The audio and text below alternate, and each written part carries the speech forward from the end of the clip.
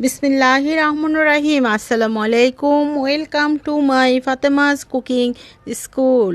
আমার এই রান্নাগুলো যদি ভালো লেগে থাকে লাইক, শেয়ার এবং সাবস্ক্রাইব করবেন। পাশে থাকা বেল আইকনটি বাজিয়ে যাবেন যেন আমার রান্নাটি সবার আগে আপনার কাছে চলে যায়।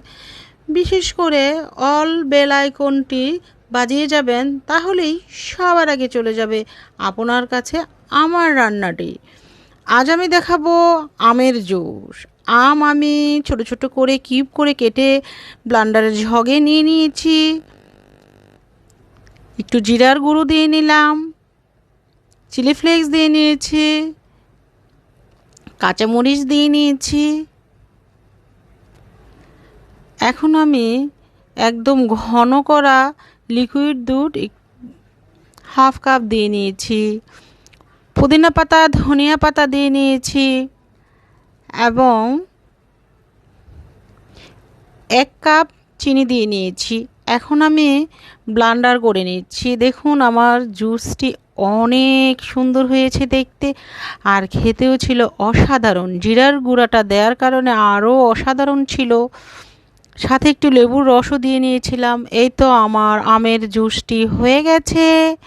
দেখুন অনেক মজাদার ছিল। এখানে আপনারা চাইলে রং মেশাতে পারেন, সবুজ কালার হবে, কিন্তু আমি মেশাইনি, আপনারা মিশিয়ে দিতে পারেন। এখন আমি আর একটি জুস বানিয়ে নেব, লেবু পুদিনা। এই পুদিনা পাতাটি আমারই গাছের। আপনারা যদি মিরপুরের আশেপাশে কেউ থেকে থাকেন তাহলে আমার বাগানের পুদিনা পাতা এসে নিয়ে যেতে পারেন।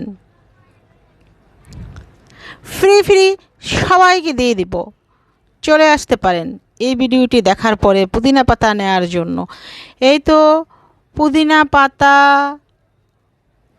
আর কাঁচামরিচ দিয়ে আমি ব্লেন্ড করে নিয়েছি। একটু হাফ টিস্পুন লবণ দিয়ে নিয়েছি। এখন আমি লেবুর রসটি দিয়ে নিলাম। লেবুর রসটি ব্লেন্ডার করার সময় দেয়া যাবে না, কারণ লেবুর রসটি ব্লেন্ডার করার সময় দিলে জুসটি তিতা হয়ে যাবে। এখন আমার জুসের ঝাড়ে আমি জুসটি, লেবু পুদিনার জুসটি ঢেলে নিয়েছি। আমার এই জুসটি অনেক শখের এবং অনেক সুন্দর।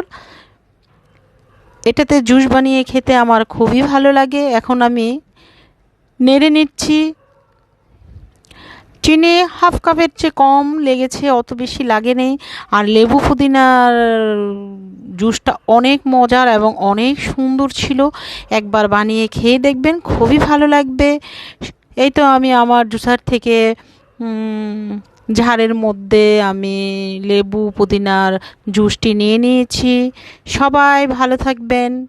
আসসালামু আলাইকুম। সবাই সবার জন্য দোয়া করবেন। আমিও সবার জন্য দোয়া করব। সবাই